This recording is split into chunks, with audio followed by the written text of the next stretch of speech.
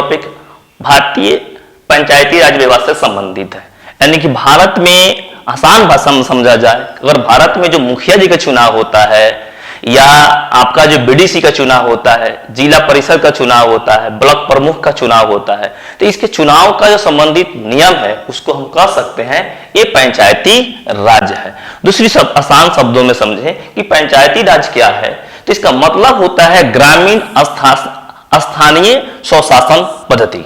मतलब कि जो भारत जो है, हम जानते हैं कि भारत गांवों का देश है, ठीक है ना, कि जब भारत देश जब आजाद हुआ था तो यहां पर गांव से संबंधित विकास को आगे बढ़ाने के लिए जो राष्ट्रीय स्तर पर पहुंचाया जा सके, उसको जो है गांव को अपने जो है राष्ट्र कैसे जोड़ना है, गांव कैसे हमें विकसित करना है, इसको ध्यान में रखते हुए इसके जो है पंचायती राज व्यवस्था का किया गया, पंचायती राज व्यवस्था किया गया। इसके सबसे पहले जो प्रथम चरण है, स्टार्टिंग कंडीशन है, ये आपका जो है बलवंत राय मेहता समिति द्वारा का किया गया था, बनाया गया था। एक्चुअली इसको ऐसे नहीं बनाया गया था कि भारत में आपका जो है पंचायती राज व्यवस्था कैसे होगा। एक्चुअली इसको जो इस ध्यान में रख के नहीं बनाया गया कि भारत में पंचायती राज व्यवस्था हो, नहीं, इसमें यह था कि भारत सरकार ने दो आपका जो है कार्यक्रम चलाया। पहला कार्यक्रम का नाम था सामुदायिक विकास कार्यक्रम, जो कि 1952 में पारित किया गया था, और दूसरा था राष्ट्रीय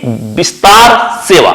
दो चीज समझिएगा, पहला का क्या नाम है सामुदायिक विकास कार्यक्रम और दूसरा है राष्ट्रीय विस्तार सेवा। तो सामुदायिक विकास जो कार्यक्रम है 1952 में, और राष्ट्रीय विस्तार सेवा है जो है 1953 द्वारा कुछ कार्य किए गए। और इसमें इसलिए किया गया कि कार्य को कैसे आगे बढ़ाया जाए, कितना बेहतर ढंग से उस कार्य को किया जाए, उसके लिए गवर्नमेंट ने एक कमेटी बनाया कि हमें ऐसा कीजिए कि जो भारत है, भारत देश है, उसमें सामुदायिक विकास किया जाए। सामुदायिक विकास का मतलब ये समझा जाए कि जो भारत का जो सबसे छोटा से छोटा गांव है उससे लेकर बड़े से बड़े शहरों को कैसे विकसित किया जाए, उसके लिए क्या प्रावधान है, इसको ध्यान में रखते हुए एक समिति बनाया गया। और उस समिति का जो अध्यक्ष थे उनका नाम था बलवंत राय मेहता, और उन्हीं के अध्यक्षता में एक नया रिपोर्ट तैयार किया गया कि भारत को कैसे आगे बढ़ाया जाए। और इनका जो आखिरी रिपोर्ट का जो फाइनल डिसीजन आया उसमें उन्होंने एक प्रस्ताव दिया कि भारत में पंचायती राज क्या होना चाहिए, व्यवस्था होनी चाहिए, ठीक है ना। तो इसमें जो है इस समिति ने नवंबर 1997 को अपना एक रिपोर्ट दिया, काफी जो है जांच पड़ताल करने के बाद से, और उन्होंने जो इसका अंतिम रूप आया उसका नाम आया क्या, पंचायती राज। तभी जो है इस पंचायती राज का क्या होता है, जन्म होता है, ठीक है ना। और इसमें हम लोग अगर बता दें कि जब भारत में जो पंचायती राज की व्यवस्था की बात की गई थी, उन्होंने 8 सूत्रीय फॉर्मूला बताया। 8 फॉर्मूला था जिसके आधार पर भारत में दो जो कार्यक्रम था, यानी कि सामुदायिक विकास कार्यक्रम और राष्ट्रीय विस्तार सेवा, इसको कैसे आगे बढ़ाया जाए। तो उन्होंने अपने रिपोर्ट में बताया, पहला रिपोर्ट बताया कि 3 स्तरीय राज पद्धति होना चाहिए, 3 स्तरीय पंचायती राज पद्धति होना चाहिए। मतलब कि जो गांव है, गांव का जो सबसे बड़ा सिस्टम है वो हमारा क्या है, ग्राम पंचायत, ठीक है ना। ग्राम का जो सिस्टम है वो क्या है, ग्राम पंचायत। ब्लॉक स्तर पर पंचायत समिति होनी चाहिए, और आपका जो है जिला स्तर पर जिला परिषद होनी चाहिए। और तीनों जो है इसमें से जो पहला जो है ग्राम पंचायत, इसमें प्रत्यक्ष रूप से यानी कि डायरेक्ट जो है पब्लिक क्या करेगी, वोट देगी, और उसमें जो है एक ग्राम पंचायत का क्या होगा, प्रतिनिधि को चुना जाएगा। लेकिन इसमें जो आपका जो है जो पंचायत समिति वाले हैं और जिला परिषद है, इनके लिए अप्रत्यक्ष रूप से मतलब इनडायरेक्ट फॉर्म में क्या किया जाएगा, चुनाव होगा। जैसे कि आसान भाषा में समझे कि जब हम लोग के यहाँ चुनाव होता है मुखिया का, तो उसमें सिर्फ मुखिया का चुनाव नहीं होता है, 3 आदमी का मुख्य रूप से चुनाव होता है। अभी तो 4-5 लोग हो गए हैं, लेकिन मुख्य रूप से देखा जाए आपका पहला उसमें जो वोट हम लोग देने जाते हैं तो उसमें होता है मुखिया, दूसरा होता है बीडीसी, और तीसरा होता है जिला परिषद, ठीक है ना।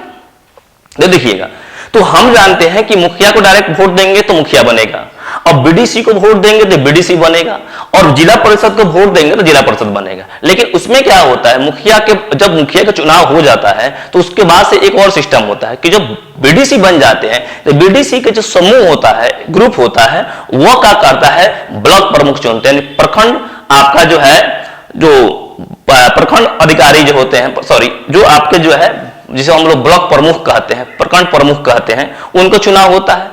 और जिला परिषद का जो है अध्यक्ष को चुना जाता है। तो जो अध्यक्ष चुने जाते हैं वो क्या होते हैं, अप्रत्यक्ष रूप से होते हैं, ठीक है ना। तो ये सारे चीज उस वक्त बताया गया था, ठीक है ना।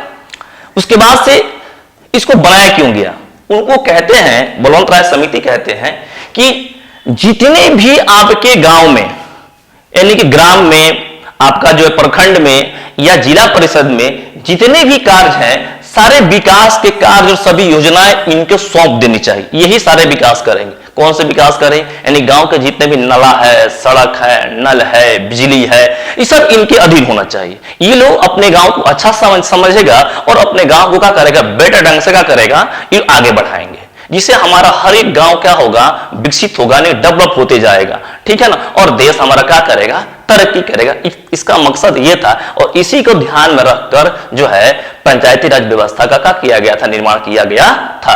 लेकिन फिर से मैं बता देते, इसकी संवैधानिक दर्जा, यानी कि जो संविधान में जो है आपका जो है तब शामिल किया गया जब 73वें संविधान संशोधन हुआ था। और ये 73वें संविधान संशोधन 1952 में हुआ था। और 1992 में 1992 में जब 73वें संविधान संशोधन होता है तो पंचायती राज व्यवस्था को संविधान में क्या किया जाता है, सम्मिलित कर लिया जाता है, ठीक है ना।